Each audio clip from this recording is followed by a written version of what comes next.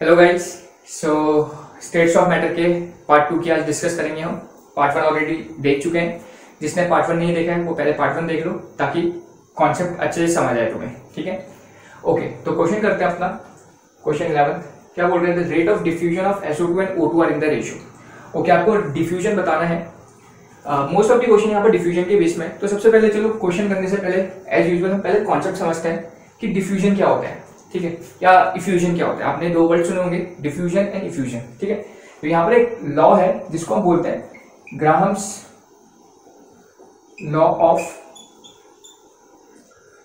Diffusion and effusion. ठीक है, तो ये लॉ होता है जिसको हम बोलते हैं Graham's law of diffusion and effusion. सबसे पहली बात ये थोड़ा लॉ एक्सप्लेन कर देता हूं मैं, लॉ क्या होता है। तो इस लॉ का कहना था, इसके अकॉर्डिंग डिफ्यूजन क्या होता है? डिफ्यूजन इज द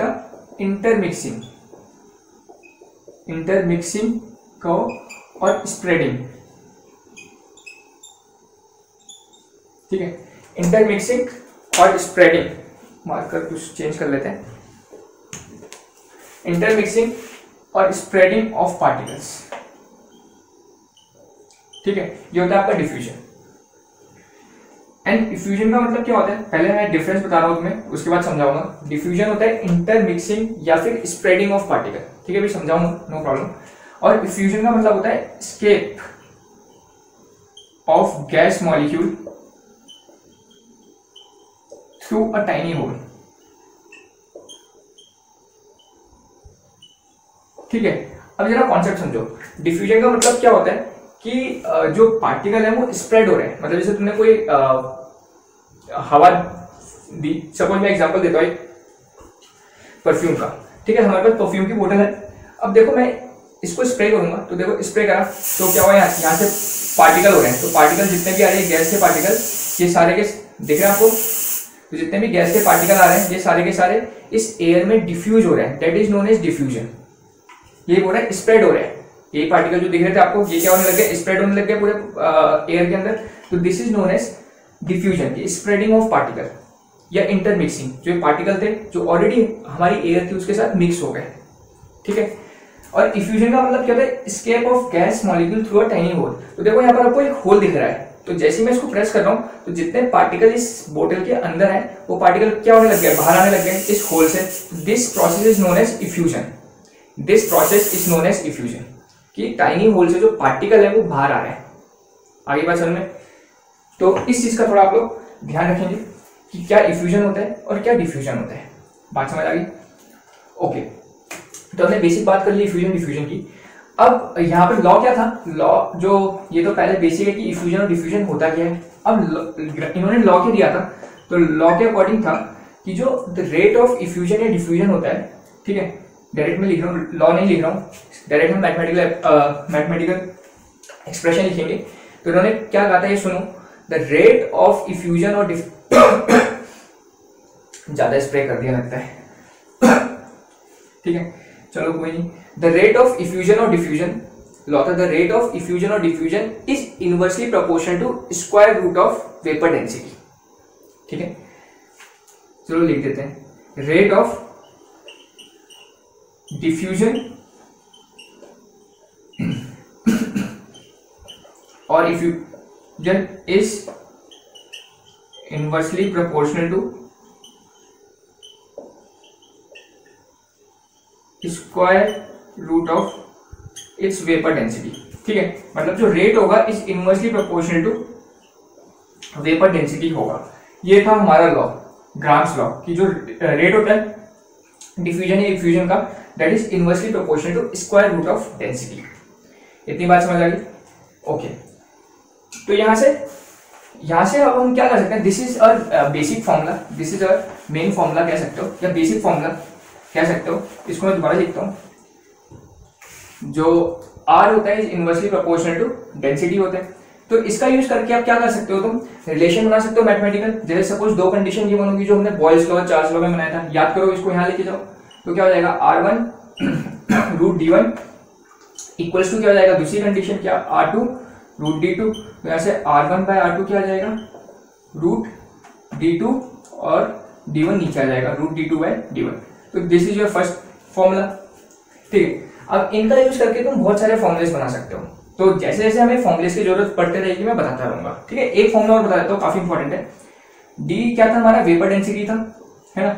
और वेपर डेंसिटी का रिलेशन मॉलिक्यूलर मास के साथ क्या होता है, ये मैंने आपको 10th क्वेश्चन के अंदर बताया था पिछले पार्ट 1 के अंदर। Molecular mass 2 into vapour density होता है, याद है। तो वेपर डेंसिटी गिवन है आपको, तो इसको अगर 2 से मल्टीप्लाई, सपोज d2/d1 था, इसको 2 से मल्टीप्लाई कर दूं तो 2 से डिवाइड भी करना पड़ेगा, तो 2 से मल्टीप्लाई 2 से डिवाइड कर दिए, तो देखो 2 इंटू वेपर डेंसिटी, ये क्या हो जाएगी, this will become molecular mass of 2 and 2 into vapour density of 1 become molecular mass of 1। तो ये भी आपके पास एक काफी इंपॉर्टेंट फॉर्मूला होता है, that is rate of diffusion of first to the rate of diffusion of second is under root of molecular mass of second to molecular mass of 1। Clear है। तो ये और ये दो काफी इंपॉर्टेंट फॉर्मुलेज है आपके डिफ्यूजन का, और इससे आप एक लॉजिक भी समझ सकते हो। तो देखो रेट 1 यहाँ है और मॉलिक्यूलर मास इसमें इनवर्सली प्रोपोर्शनल है, समझ आ रहा है ना। इसका मतलब क्या होगा, जो रेट ऑफ डिफ्यूजन होगा और मॉलिक्यूलर मास है उसमें क्या है, इनवर्सली का रिलेशन है। मतलब जो जिनका मॉलिक्यूलर मास कम होता है वो क्या होती है, जल्दी डिफ्यूज होती है। जिनका मॉलिक्यूलर मास कम होता है, या फिर कह सकते हो लाइटर गैस डिफ्यूज फास्टर। ठीक है, सिंपल है, हम यहां से समझ सकते हैं, क्योंकि R1 और मॉलिक्यूलर 1 में क्या है, इनवर्सली का रिलेशन है। इनवर्सली का तो रिलेशन होगा, अगर मैं इसको ब्रेक करूं वैसे ये तो बनेगा। अगर मैंने इससे ये, भाई अभी तक हम इन कॉन्सेप्ट से इस टाइप के फॉर्मुलेज बनाते, तो इससे हम ये भी बना सकते हैं ना, सिंपल लगाओ। तो rate of diffusion is inversely proportional to molecular mass, मतलब मॉलिक्यूलर मास जिसका कम इनवर्सली है उसका रेट ऑफ डिफ्यूजन ज्यादा। तो सिंपल जो लाइटर गैसेस होंगी, हल्की गैसेस होंगी, उनका वो क्या होती है, जल्दी डिफ्यूज होती है। तो सबसे जल्दी कौन डिफ्यूज होगा, तो पता है हाइड्रोजन। सबसे जल्दी कौन डिफ्यूज होगा, हाइड्रोजन। एकदम लाइटेस्ट गैस है तो सबसे जल्दी यही डिफ्यूज होगा। अगर ऑप्शंस में होगा तो डायरेक्टली तुम हाइड्रोजन लिख सकते हो, वरना हाइड्रोजन नहीं होगा, बाकी ऑप्शंस होंगे तो डेफिनेटली क्या करोगे, उनका मॉलिक्यूलर मास निकालोगे। जिसका मॉलिक्यूलर मास सबसे कम आएगा वो सबसे जल्दी डिफ्यूज होगा, सिंपल। तो कॉन्सेप्ट क्लियर है। तो इनका यूज करके हम और भी बहुत सारे फॉर्मुलेस बना सकते हैं। तो जैसे जैसे क्वेश्चन में आते रहेंगे मैं बताता रहूंगा, ठीक है। अच्छा, एक फॉर्मुला और बता देता हूँ, इसको हटा देते हैं। एक फॉर्मुला और बता देते हैं, जो रेट होता है डिफ्यूजन का क्या होता है, दैट इज वॉल्यूम, कितना गैस डिफ्यूज हुई है डिवाइड बाय टाइम टेकन। ठीक है, तो ये भी हम रेट का यूज कर सकते हैं। ये तो होता है रेट, कितना, जैसे भी मैंने परफ्यूम की बोतल से कितना वॉल्यूम बाहर निकला, कितना वॉल्यूम डिफ्यूज देखा था हमारा। कुछ परफ्यूम जब मैं कर रहा था, स्प्रे कर रहा था, तो हमारा कुछ वॉल्यूम बाहर निकल रहा था, कुछ पार्टिकल्स बाहर निकल रहे थे। तो कितने पार्टिकल बाहर निकले, कितना डिफ्यूज हुआ और कितने टाइम पे हुआ, तो that is the rate, volume divide by time taken. ठीक है, तो ये भी आपको इन रेट्स का एक छोटा सा फॉर्मूला ध्यान रखना है। इतनी बात क्लियर होगी। तो इन्हीं फॉर्मुलेस पे बेस्ड आप करेंगे हम क्वेश्चंस। ओके, तो हमारा कॉन्सेप्ट हो गया अच्छे से। अब समझो questions.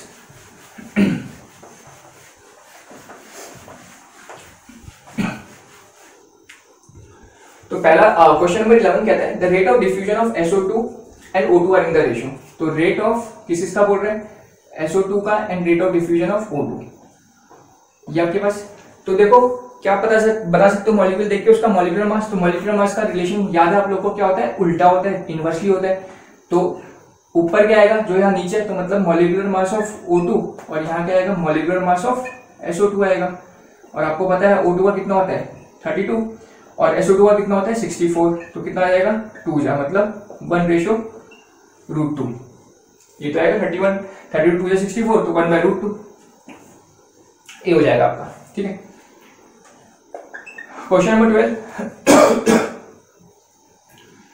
If rate of diffusion of A is 5 times, मतलब रेट ऑफ डिफ्यूजन A बोल रहा है 5 times rate of diffusion of B। ठीक है, what will be density ratio of A and B, मतलब आपको क्या बताना है, DA/dB बताना है। तो रिलेशन आपको पता है, R1/R2 कितना होता है, ये भी इनवर्सली होता है, D2/D1 होता है, ये तो होता था।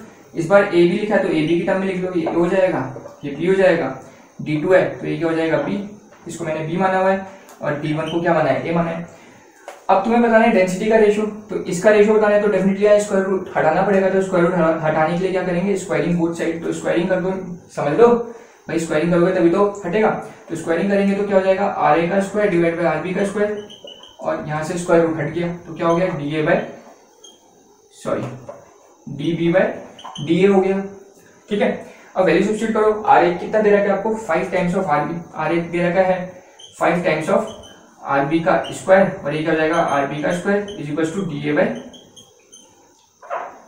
गलती की हो जा रही D B by D A हो जाएगा, डी बी बाई डी ए।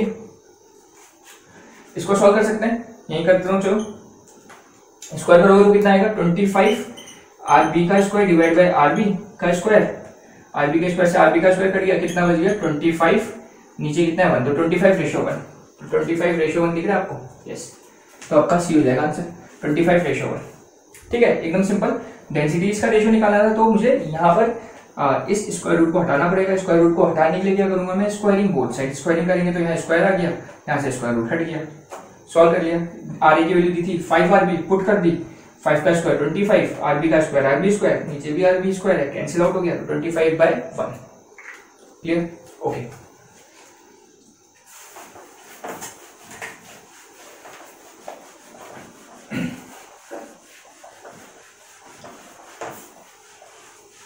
अब देखो क्या है नेक्स्ट क्वेश्चन। अ बोतल ऑफ अमोनिया एंड बोतल of HCl connected through a long tube are open simultaneously. Okay, यहां पर अमोनिया की बोतल रखी है, ठीक है, और यहां पर आपको रखी है HCl की बोतल, ये HCl की है सपोज और ये अमोनिया की है NH3 की। ठीक है, इसको हमने पाइप से कनेक्ट करा है, ये बोतल लॉन्ग ट्यूब से connected at both end end connected through a long tube are open simultaneously. एक साथ आपको खोलनी है दोनों साइड से, यहां से भी खोलनी है और यहां से भी खोलनी है। The white NH4Cl ring form will be. Okay, सबसे पहली बात तो एक इंफॉर्मेशन दी है जो आप लोग याद नोट कर सकते हो यहाँ से कि जब NH3 और HCl कंबाइन होता है तो क्या बनाता है NH4 का व्हाइट रिंग बनाता है, अमोनियम क्लोराइड NH4Cl का, समझ लो अमोनियम क्लोराइड होता है NH4Cl, उसका व्हाइट रिंग बनाता है। ठीक है, तो यहाँ से एक आपका कह सकते हो थ्योरेटिकल बेस्ड या फिर कह सकते हो डायरेक्टली मेमोरी बेस्ड क्वेश्चन यहाँ से बन सकता है कि HCl और अमोनिया मिलके कौन से कलर की रिंग बनाते हैं और क्या फॉर्मूला होता है। तो अमोनियम क्लोराइड और कौन से कलर की होती है, व्हाइट कलर की होती है। इतनी बात समझ आ गई। अब आपसे बोल रहे हैं कौन सा इसमें जो व्हाइट जो रिंग बनने वाली है वो कहाँ बनेगी, सेंटर में बनेगी, ट्यूब के एकदम सेंटर में बनेगी, यहाँ बनेगी, HCl के पास बनेगी, NH3 के पास बनेगी, या थ्रू आउट मतलब पूरी ट्यूब में बनेगी, ये आपके पास ऑप्शन है। ठीक है, तो अच्छा क्वेश्चन है एकदम, पर सिंपल लॉजिकल क्वेश्चन है।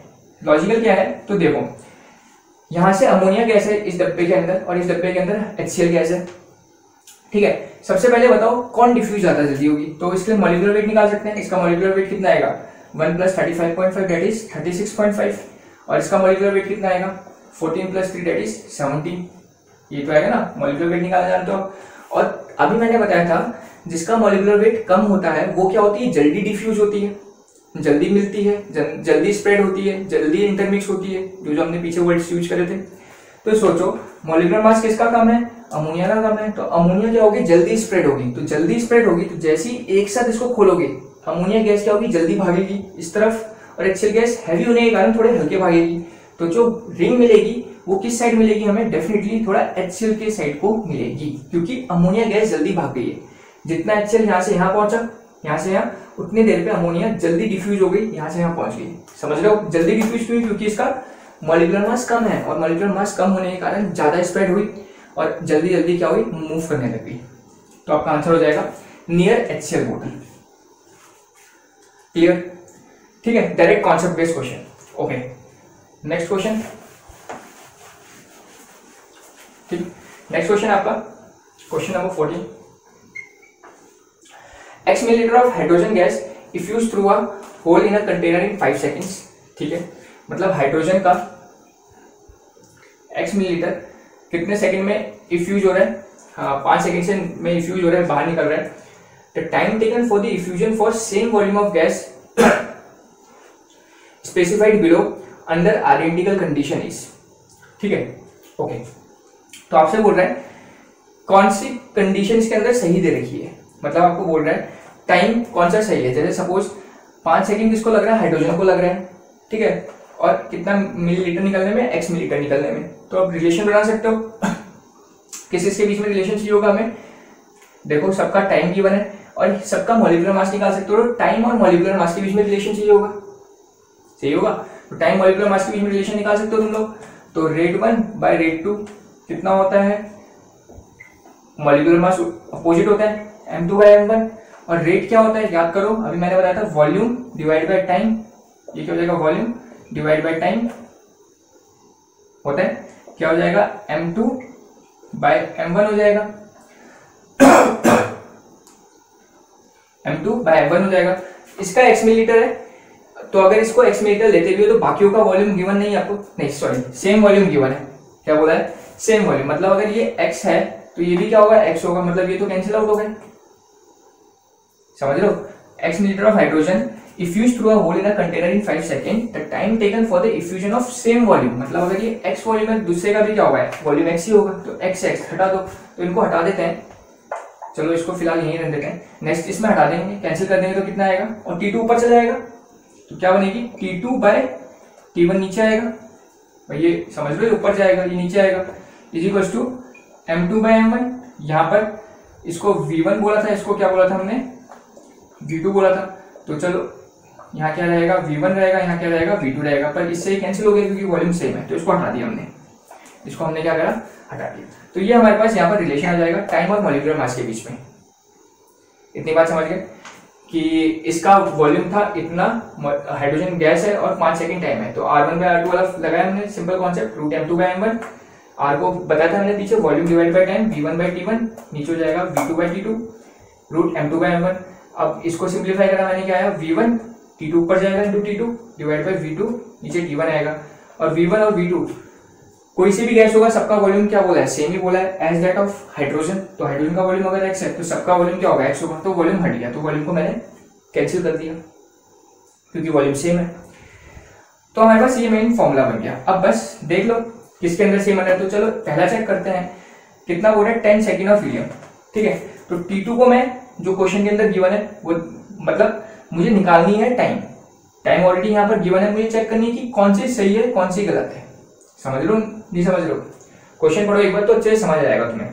तो चलो T2 निकाल दो, T2 मैं हीलियम को बोल रहा हूँ, ठीक है। T1 आपको गिवन है किसका हाइड्रोजन का, M2, तो M2 क्या होगा मास ऑफ 2 को मैंने हीलियम बोला है और 1 को क्या बोला है मास ऑफ हाइड्रोजन।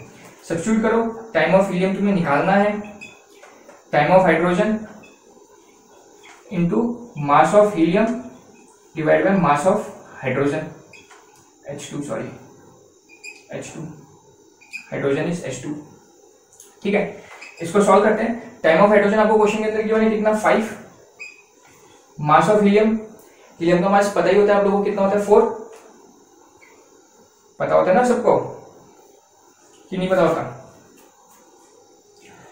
और मास ऑफ हाइड्रोजन कितना होता है 2,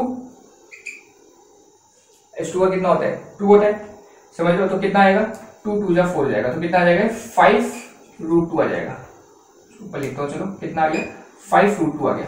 तो मतलब इस कंडीशन के अंदर, जो कंडीशन क्वेश्चन के अंदर गिवन थी हाइड्रोजन के लिए, उस कंडीशन के अंदर हीलियम का टाइम कितना होना चाहिए था 5√2 सेकेंड्स होना चाहिए, और आंसर में कितना गिवन है 10 सेकेंड्स गिवन है, मतलब ये नहीं हो सकता।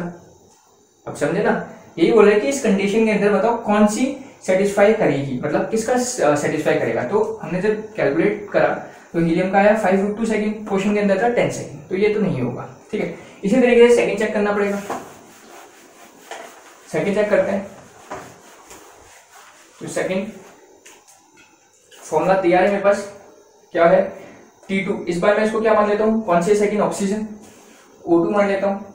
T1 क्या थी, T1 मेरी जो कंडीशन गिवन थी किसकी हाइड्रोजन की, is equal to mass of, mass directly है T2 के सामने M2 है, तो TO2 के सामने क्या आएगा MO2, और यहाँ क्या आएगा मास ऑफ हाइड्रोजन, यह आ जाएगा TO2 निकालेंगे, क्रॉस मल्टीप्लाई करो, hydrogen into mass of oxygen divide by mass of hydrogen. Time hydrogen का कितना गिवन था 5 था, ऑक्सीजन का मास कितना होता है 16 + 16 दैट इज 32, और हाइड्रोजन का कितना होता है 2, तो कितना आ जाएगा 2 16 मतलब कितना आ गया 5√16, कितना आ गया आपका 5√16 आ गया, ठीक है कट गया, तो आ गया आपका 5√16, और √16 को बाहर लोगे कितना आएगा आपका 4 आ जाएगा, और 5 4 से कितना होता है 20 होता है। तो देखो 20 सेकेंड आ गया, और ऑप्शन में भी कितना गिवन है ऑप्शन का 20 सेकेंड, तो मतलब आपका यही आंसर होगा। क्लियर है, आगे बात समझ में। तो इस तरीके से क्वेश्चन करिए आप अपने आप सी और डी चेक कर लेना, तो डेफिनेटली आंसर तो हमारा आ चुका है, सी और डी आंसर नहीं होगा। ठीक है, बस आप प्रैक्टिस के लिए कर सकते हो। तो यहाँ पर हमने एक और रिलेशन बना दिया टाइम और मॉलिक्यूलर मास के बीच में, तो यही मैं आपसे बोल रहा था, हम अपने अकॉर्डिंग कैसे भी रिलेशन बना सकते हैं जो हमें क्वेश्चन में चाहिए होंगे। ठीक है, okay, now next question.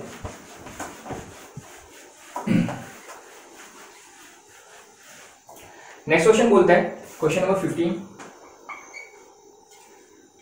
Equal volume of H2 and O2 are placed in a container with a pin hole through. एक कंटेनर है, एक ही कंटेनर के अंदर वॉल्यूम भी दोनों का इक्वल है,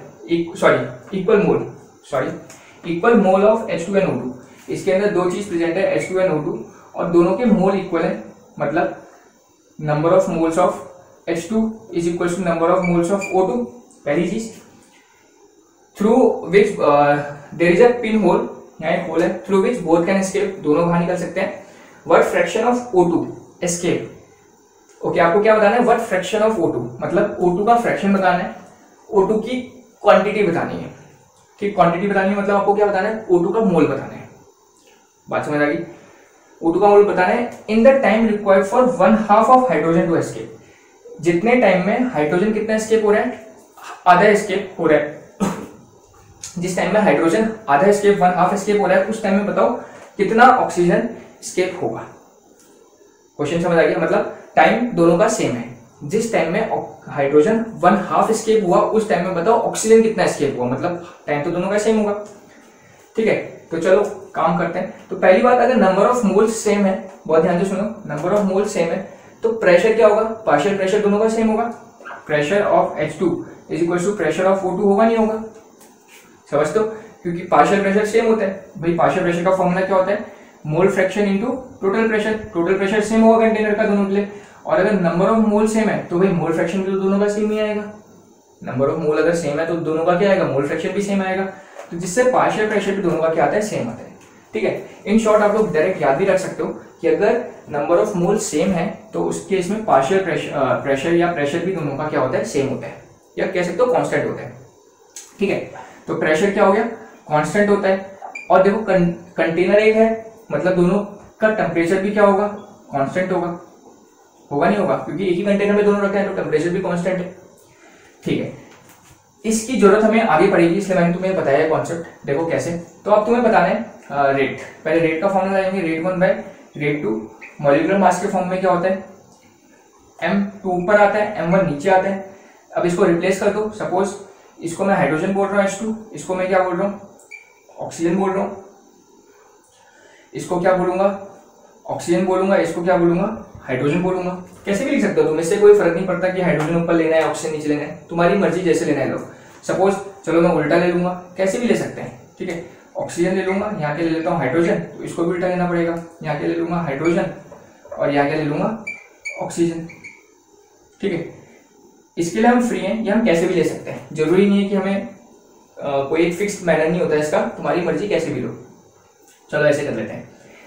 ठीक है, तो रेट क्या होता है, याद करो, volume divide by time of oxygen, मतलब volume of oxygen divide by time of oxygen, volume divide by time. Rate of hydrogen क्या होगा, volume of hydrogen divide by time of hydrogen is equal to molecular mass of hydrogen कितना होता है 2, और molecular mass of oxygen कितना होता है 32। ये पुट कर दिया मैंने।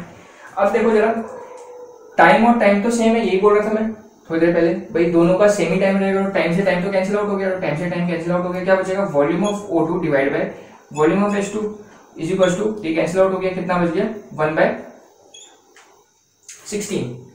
कितना आ गया, 1/16 आ गया। इतनी बात समझ आ गई। ओके, अब देखो एक चीज, ये आप मिटा देते हैं, ये आपको समझ आ गया।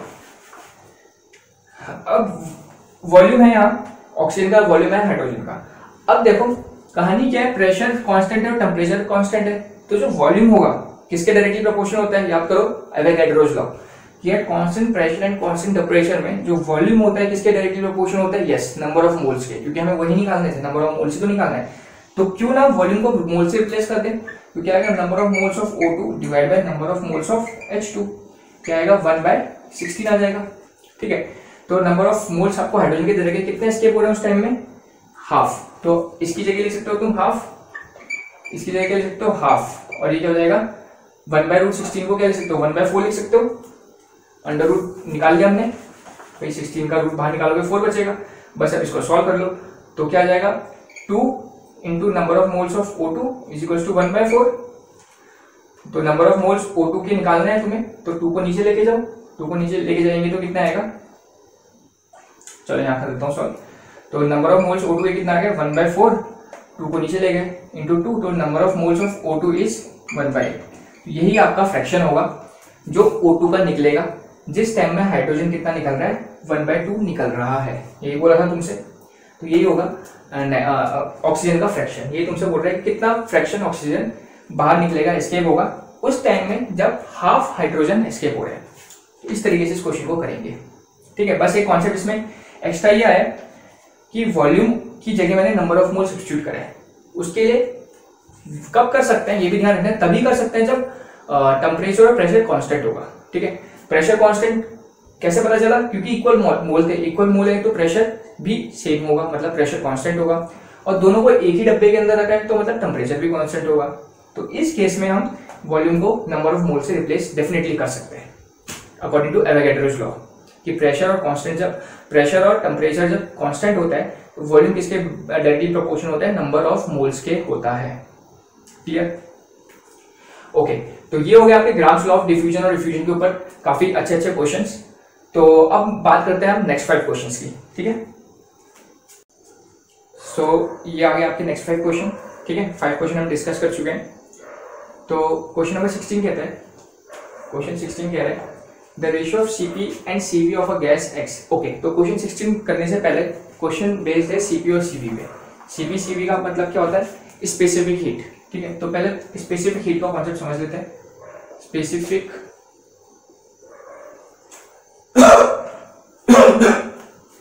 Specific heat. ठीक है, तो पहले कॉन्सेप्ट समझ लेते हैं स्पेसिफिक हीट कैपेसिटी का। ठीक है, तो स्पेसिफिक हीट सबसे पहली बात होती क्या है स्पेसिफिक हीट, तो देखो क्या होगी, 1 ग्राम को कोई सी भी गैस का 1 ग्राम मतलब अमाउंट को क्या करें हम इतनी हीट दें ताकि उसका जो टेम्परेचर हो जाए वो 1 डिग्री सेल्सियस से क्या कर जाए, राइज कर जाए। ठीक है, मतलब heat given to 1 gram of compound to increase its temperature by 1 degree Celsius, और उसी हीट को जो हम हीट दे रहे हैं ये काम कराने के लिए, उसी हीट को बोलते हैं स्पेसिफिक हीट कैपेसिटी। बात समझ आ गई? यहाँ पर एक वर्ड और यूज करते हैं मोलर हीट कैपेसिटी का भी, मोलर हीट कैपेसिटी। ये क्या होती है, ये भी सेम टू सेम ही है, बस यहाँ पर 1 ग्राम की जगह यहाँ पर क्या लिया जाता है 1 मोल, कि 1 मोल को इतनी हीट दो, इतनी एनर्जी दो ताकि उसका टेम्परेचर कितने से राइज हो जाए, 1 डिग्री सेल्सियस से राइज हो जाए। मतलब amount of heat given to 1 mole of compound to increase its temperature by 1 degree Celsius, और उस हीट को ही हम बोलते हैं मोलर हीट कैपेसिटी। बात समझ आ गई? फिर ये कितने टाइप की होती है, 2 टाइप की होती है, एक होती है Cp, एक होती है Cv।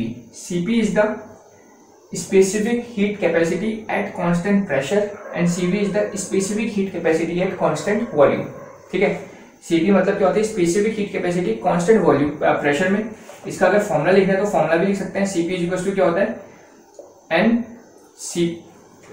Cp इक्वल्स टू क्या होता है Qp upon n delta T, Qp upon n delta T, और सिमिलरली Cv क्या होगा, Qp की जगह क्या जाएगा Qv upon n delta T. तो ये तुम इनके फॉर्मूले भी लिख सकते हो अगर जरूरत पड़े तो, क्वेश्चन अगर आ गया तो। ठीक है, वैसे इस टाइप के क्वेश्चन जो होते हैं वो थर्मोडायनेमिक्स के अंदर थोड़े ज्यादा पूछे जाते हैं। ठीक है, तो थर्मोडायनेमिक्स वाले पार्ट के अंदर तुम लोग देखोगे डेफिनेटली मैं इन टाइप के क्वेश्चन को डिस्कस करूंगा। यहाँ पर कैसे क्वेश्चन आते हैं वो बता रहा हूँ मैं तुम्हें, यहाँ पर भी पूछे जाते हैं, यहाँ पर थोड़े अलग टाइप के क्वेश्चन पूछे जाते हैं। ठीक है, क्या होते हैं वो बताते हैं। पहली बार इतनी समझ आ गई कि Cp और Cv क्या होता है। Cp is the specific heat capacity at constant pressure, मतलब कांस्टेंट प्रेशर में जो हीट निकाल रहे हैं, मेजर कर रहे हैं, उसको हम Cp बोलते हैं, और कांस्टेंट वॉल्यूम में जो मेजर करते हैं उसको हम Cv बोलते हैं। ठीक है, तो ये बेसिक कॉन्सेप्ट हो गया। अब यहाँ पर हमें इसके अंदर ध्यान क्या रखना है, ये समझो। इसके अंदर हमें ध्यान क्या रखना है, तो यहाँ पर ध्यान रखना है आपको रेशोस। ठीक है, तो पहला है फॉर मोनोएटॉमिक, मतलब रेशो याद रखना है आपको, ratio of Cp by Cv, ये आपको ध्यान रखना है। तो पहला है आपके पास मोनोएटॉमिक गैस, मोनोटॉमिक गैस का रेशियो उसको हम बोलते हैं गामा। इस रेशियो को क्या बोला जाता है, गामा बोला जाता है, Cp/Cv। तो गामा क्या होगा, Cp/Cv होगा। और इसके लिए मोनोटॉमिक गैस के लिए जो Cp होती है वो होती है भाई आपकी कितनी, 5/2R, और Cv होती है आपकी 3/2R। और इसको आप सॉल्व करोगे कितना आएगा, 1.66 आएगा। ठीक है, ये वैल्यूज आपको याद रखनी है। मोनोटॉमिक गैस के लिए Cp is 5/2R, Cv is 3/2R, या फिर ओवरऑल गामा कितना होता है, 1.66 होता है। मोनोटॉमिक मतलब ऐसी गैस जिसके पास एक एटम होता है, जैसे noble gases, helium, neon etcetera. Helium, neon, argon, एक ही एटम होता है तो ये सारी मोनोटॉमिक गैस होती है। ठीक है, second is diatomic, second is diatomic gas. तो डायटॉमिक गैस का गामा कितना होगा, मतलब Cp/Cv की वैल्यू क्या होगी। तो डायटॉमिक गैस में Cp की वैल्यू होती है 7/2R और Cv की वैल्यू होती है 5/2R। इसको सॉल्व करते हैं तो आता है 1.4। ठीक है, डायटॉमिक गैस के लिए जो गामा होता है, Cp/Cv का रेशियो होता है, वो होता है आपका 1.4। ठीक है, एक डायटॉमिक का एग्जाम्पल तो समझते होंगे, H2O2 एटसेट्रा। मतलब एक ऐसा गैस जिसके अंदर दो एटम होते हैं, तो दो एटम दिख रहे हैं तुम्हें। ठीक है, और एक होती है ट्राइटॉमिक गैस। ट्राइटॉमिक गैस, इसके लिए गामा क्या होता है आपका, मतलब Cp/Cv का रेशियो क्या होगा, इसके लिए होता है 8R/6R। मतलब Cp की वैल्यू होती है 8R, Cv की वैल्यू होती है 6R। सॉल्व करते हैं 1.33 के अराउंड आता है। ट्राइटॉमिक गैस का एग्जांपल हो गया कार्बन डाइऑक्साइड, ओजोन। ठीक है, क्योंकि इसके अंदर कितने एटम दिख रहे हैं आपको, 3 एटम दिख रहे हैं। तो यही चीज आपको ध्यान रखनी है सबसे पहली बात, कि Cp/Cv का हमने रेशियोज निकाला है। मोनोटॉमिक गैस के लिए क्या होता है, Cp/Cv का रेशियो 1.66 होता है। साथ ही साथ ये भी ध्यान रखना है कि मोनोटॉमिक के लिए Cp की वैल्यू होती है 5/2 और Cv की होती है 3/2। डायटॉमिक के लिए Cp की 7/2, Cv की 5/2। देखो 5/2 ऐसे थोड़ा याद भी, अपने लिए रूल्स बना के याद रख सकते हो। और ट्राइटॉमिक के लिए होती है 8R/6R। क्लियर है, ओके। तो मिटा देते हैं इसको, इतनी बात समझ आ गई, इसको नोट कर लेना। अब करते हैं क्वेश्चन। चलो वैसे कोई बात नहीं, चलो ठीक है, तो ये ध्यान रखना आपने। अब करते हैं अपना क्वेश्चन, यही हमें इस पार्ट के अंदर ध्यान रखना है। तो क्वेश्चन 16 कहता है the ratio of Cp and Cv of gas X is 1.4। तो Cp/Cv का जो रेशियो है वो कितना है, 1.4 है। तो जैसे अगर इसका रेशियो 1.4 है, मतलब कौन सी गैस होगी,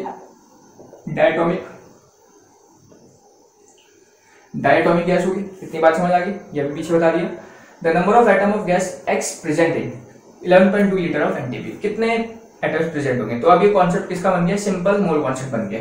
तो याद करो, नंबर ऑफ मोल्स निकालेंगे सबसे पहले, एटम्स निकालने हैं। मैंने आपको एक चीज बता रखी है, एटम्स निकालने से पहले आपको क्या पता होना चाहिए, मॉलिक्यूल्स पता होने चाहिए। और मॉलिक्यूल पता होने से पहले क्या चाहिए, पता होने चाहिए आपको, सॉरी, मोल पता होने चाहिए। ठीक है, ये सिंपल लॉजिक रहता है। जिसको ये नहीं पता, मोल कॉन्सेप्ट की वीडियो है हमारे चैनल के अंदर, 2-3 पार्ट है मोल कॉन्सेप्ट के, आप वो देखो, वहां पूरी मैंने ट्रिक्स बता रखी है तुम्हें कैसे निकाले जाते हैं। ठीक है, वहां से आप समझ सकते हो। तो एक हिंट दे दिया मैंने, एटम निकालने से पहले आपको मॉलिक्यूल चाहिए, मॉलिक्यूल निकालने से पहले मोल चाहिए। तो सबसे पहले मोल्स निकालेंगे। नंबर ऑफ मोल्स होगा आपका क्या, volume divide by molar volume. ठीक है, वॉल्यूम क्वेश्चन के अंदर गिवन है 11.2 लीटर, मोलर वॉल्यूम कितना होता है 22.4 लीटर्स होता है। मतलब कितना आ गया, नंबर ऑफ मोल्स 1/2 आ गए। तो अब जैसे ही नंबर ऑफ मोल पता चल गया, मॉलिक्यूल्स कितने होंगे, मल्टीप्लाई कर देंगे इससे 6.0 एवोगाड्रो नंबर से मल्टीप्लाई कर देंगे, तो मॉलिक्यूल पता चल गए। मॉलिक्यूल जैसे पता चल गया, एटम आ जाएंगे। तो हमें पता है कौन सी गैस है हमारी, डायटॉमिक गैस है। तो मतलब कितने एटम होंगे, 2 एटम होंगे। तो कितने से मल्टीप्लाई कर देंगे, 2 से मल्टीप्लाई कर देंगे, ताकि हमारा आंसर आ जाएगा यहाँ से 6.02 10⁻23। तो डायरेक्टली हमारा ये आंसर हो जाएगा। बात समझ गए ना।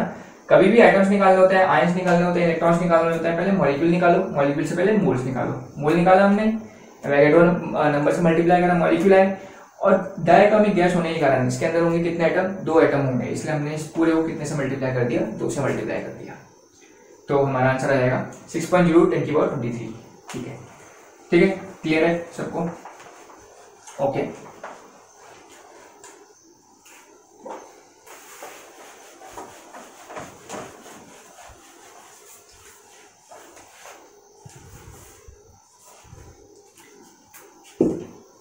नेक्स्ट क्वेश्चन है आपके पास, question number 17।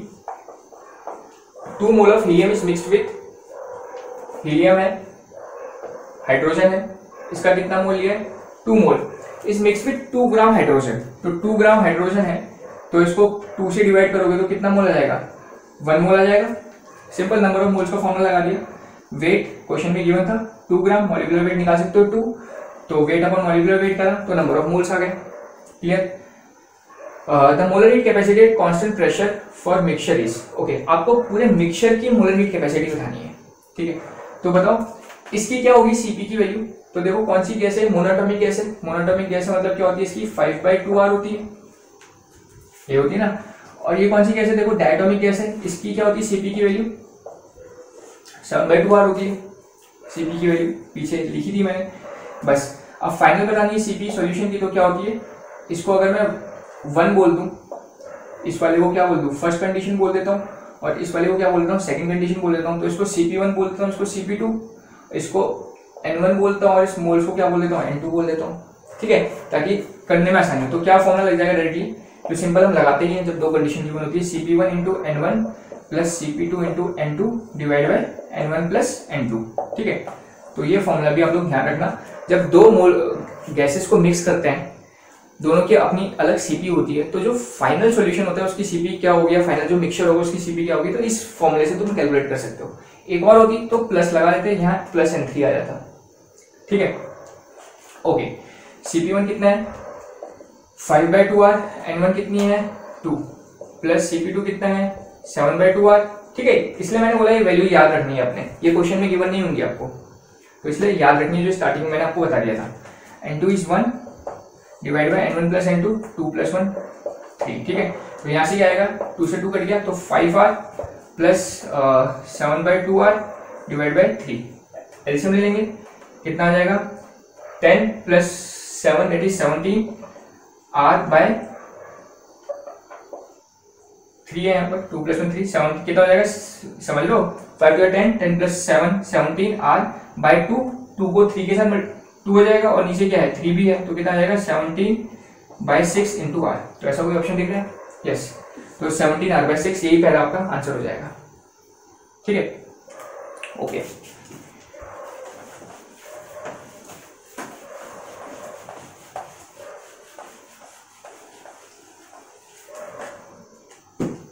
Next question number 18।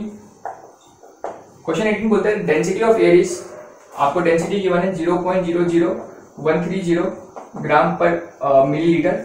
Vapour density, आपसे वेपर डेंसिटी पूछे, तो आपको पता है डेंसिटी क्या होती है, मास अपॉन वॉल्यूम होती है, जानते हो फॉर्मूला सिंपल है। और वेपर डेंसिटी पूछे तो इसलिए मास तो चाहिए हमें, हम जानते हैं मॉलिक्यूलर मास कितना होता है 2 इंटू वेपर डेंसिटी होता है, ये भी मैं पीछे बता ही चुका हूँ। तो मॉलिक्यूलर मास को क्या लिख सकते हो 2 इंटू वेपर डेंसिटी बोल सकते हो आप लोग, VD बोल देते हैं चलो, क्योंकि ये आपको निकालना है। और ये क्या हो गया वॉल्यूम, जो निकालना है उसको एक तरफ रखो, तो वेपर डेंसिटी कितनी हो जाएगी, डेंसिटी यहाँ आएगी, डेंसिटी यहीं थी, वॉल्यूम क्रॉस मल्टीप्लाई हो गया, 2 नीचे चले गया, तो density into volume divide by 2 हो गया। डेंसिटी क्वेश्चन के अंदर गिवन है 0.0013 वॉल्यूम, तो मेन सवाल है वॉल्यूम क्या लेंगे। ठीक है, तो यहाँ पर भी सिंपल मोल कॉन्सेप्ट का एक लॉजिक लगेगा कि कोई सी भी गैस होती है, देखो कंडीशन हमें कुछ नहीं गिवन है, तो हम क्या मान के चलेंगे स्टैंडर्ड कंडीशन, और कोई सी भी गैस का स्टैंडर्ड कंडीशन के अंदर वॉल्यूम कितना होता है, तो 22.4 लीटर्स होता है। और तो देखो यहाँ पर मिलीलीटर में गिवन है डेंसिटी, तो डेफिनेटली मिलीलीटर में कितना होता है 22,400 दैट इज 22,400 मिलीलीटर्स होता है। तो इसलिए वॉल्यूम कितना ले लिया मैंने 22,400 मिलीलीटर ले लिया। आई बात समझ में, किसी भी गैस का एसटीपी में जो वॉल्यूम होता है वो फिक्स्ड होता है, मोल कॉन्सेप्ट के अंदर तुम्हें मिल जाएगा। ठीक है, तो मेरी वीडियोज हैं मोल कॉन्सेप्ट की भी, वो भी आप लोग देख सकते हैं, चैनल के अंदर मिल जाएगी, ताकि ये चीजें अच्छे से समझ आए। इसको सॉल्व कर लेंगे, तो इसको सॉल्व करके कितना आएगा 11200 आएगा, इसको मल्टीप्लाई कर देंगे तो आएगा आपको 14.56। ठीक है, कोई ऐसा ऑप्शन दिख रहा है, यस, तो आपका आंसर हो जाएगा 14.56। ठीक है, समझ आएगी बात। Okay, next question.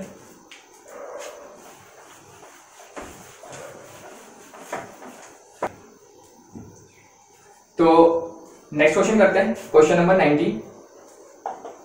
क्वेश्चन 19 बोल रहा है what is the kinetic energy of 1 gram O2 at 47 degree Celsius. Okay, तो सबसे पहले बात है काइनेटिक एनर्जी पूछी जा रही है, तो काइनेटिक एनर्जी क्या होती है, तो इसका फॉर्मूला मैं लिखता हूँ। काइनेटिक एनर्जी का फॉर्मूला आप लोग को पता होगा 3/2 nRT। ठीक है, तो सबसे ध्यान रखना है फॉर्मूला, क्या फॉर्मूला होता है 3/2 nRT। ठीक है। अगर मैं दबे 1 मोल की बात करता हूँ, नंबर ऑफ मोल कितना हो जाए मेरा 1 हो जाए। अभी क्वेश्चन की बात नहीं कर रहा हूँ, क्वेश्चन के अंदर क्योंकि डेफिनेटली 1 मोल नहीं गिवन है। बाय द वे 1 मोल हो जाए तो काइनेटिक एनर्जी क्या हो जाएगी आपकी 3/2, 1 हो गया 3/2 RT, ठीक है। तो काइनेटिक एनर्जी आपकी होती है 1 मोल के लिए 3/2 RT, वैसे जनरल काइनेटिक एनर्जी होती है आपकी 3/2 nRT, क्लियर है इतना।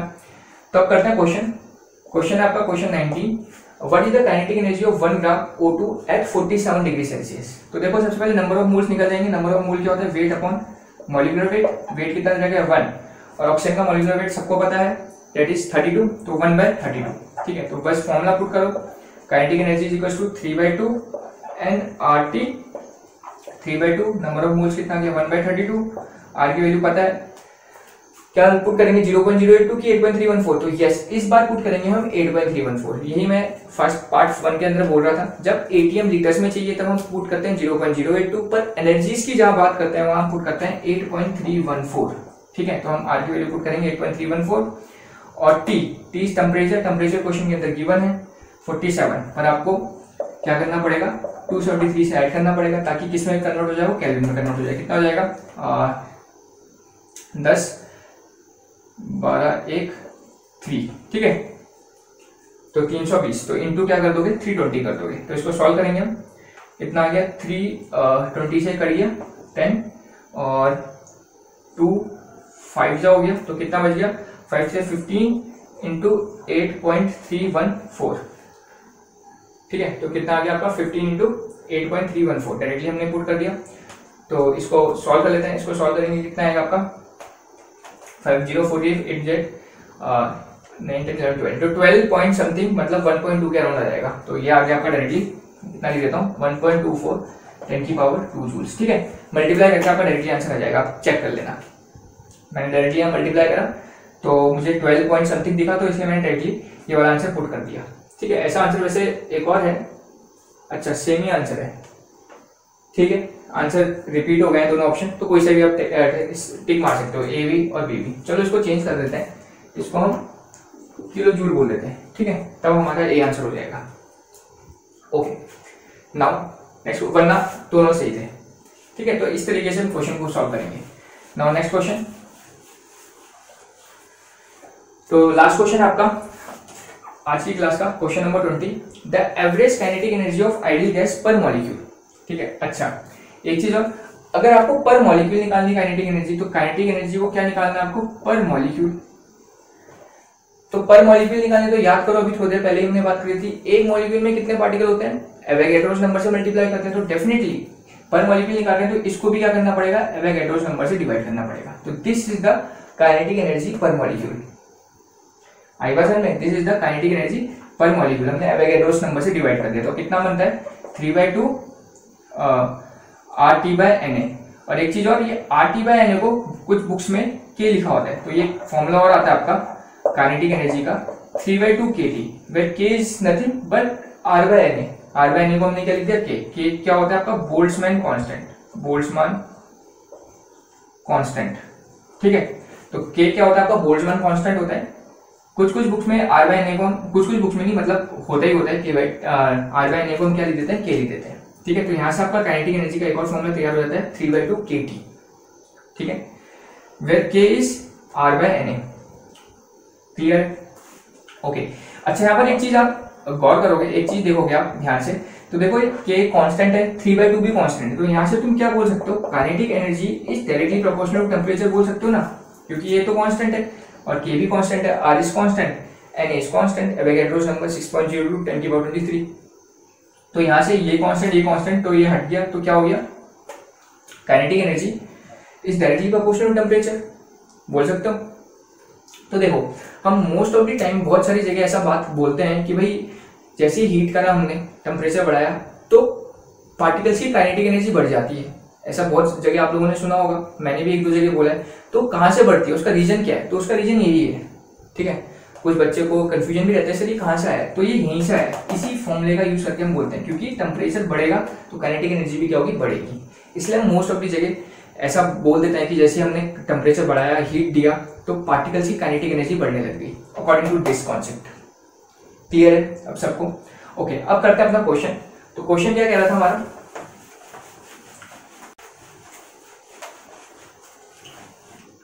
ओके, तो आप करते हैं अपना क्वेश्चन नंबर 20। क्वेश्चन 20 कहता है the average kinetic energy of ideal gas. ठीक है, एवरेज काइनेटिक एनर्जी निकालनी है तो ये वाला फॉर्मूला लग जाएगा, कितना होगा 3/2 kT या फिर 3/2 R/Na इंटू टी, 3/2 R की वैल्यू जानते हो तुम। तो देखो हमने गैस कांस्टेंट के अंदर सीखी थी R is the gas constant, तो हम पहले जब फर्स्ट पार्ट देखे थे उसमें क्या पुट कर रहे थे 0.082 पुट कर रहे थे, क्योंकि वहां हमें एटीएम और लीटर्स में चाहिए थी, पर यहाँ पर हमें एनर्जी चाहिए। और मैंने उस टाइम भी बोला था जब भी एनर्जी चाहिए हम आर की वैल्यू क्या पुट करेंगे, यस 8.314 पुट करेंगे। और एवोगाड्रोस नंबर सब जने जानते हो कितना होता है 6.02 10 की पावर 23। टेम्परेचर कुछ नहीं गिवन है, तो मतलब स्टैंडर्ड टेम्परेचर कितना होता है 25 डिग्री सेल्सियस या फिर 298 केल्विन, ये होता है। तो इसको सॉल्व कर लेंगे, तो इसको सॉल्व करके हमारा आंसर आ जाएगा 6.17 इंटू 10 की पावर -21 जूल। ठीक है, तो मुझे आंसर पता था इसलिए मैंने डायरेक्टली लिख दिया, आप लोग एक बार इसको सॉल्व कर सकते हो। तो ऐसा कोई ऑप्शन दिखा है, यस, तो हमारा आंसर हो जाएगा 6.17 इंटू 10 की पावर -21 जूल्स। ठीक है, तो ये हमारा इस क्वेश्चन का आंसर हो जाएगा। तो इस तरीके से हम लोग इस क्वेश्चन को सॉल्व करते हैं। तो काइनेटिक एनर्जी के थोड़े कॉन्सेप्ट आपको पता रहने चाहिए, काफी इंपॉर्टेंट कॉन्सेप्ट है। इसके अलावा और भी बहुत सारी वेलोसिटी स्पीड्स होती हैं, वेलोसिटीज होती है, जैसे मोस्ट प्रोबेबल स्पीड क्या होती है, रूट मीन स्क्वायर वेलोसिटी क्या होती है, बात समझ लो। तो जो हमारा थर्ड पार्ट है हम उस पार्ट के अंदर बाकी बचे हुए कॉन्सेप्ट्स और हम वेलोसिटीज के बारे में बात करेंगे, वो भी काफी इंपॉर्टेंट कॉन्सेप्ट्स हैं। ठीक है, तो तब तक खैर ये वाले क्वेश्चंस करो और हम मिल रहे हैं लास्ट पार्ट के अंदर। Thank you.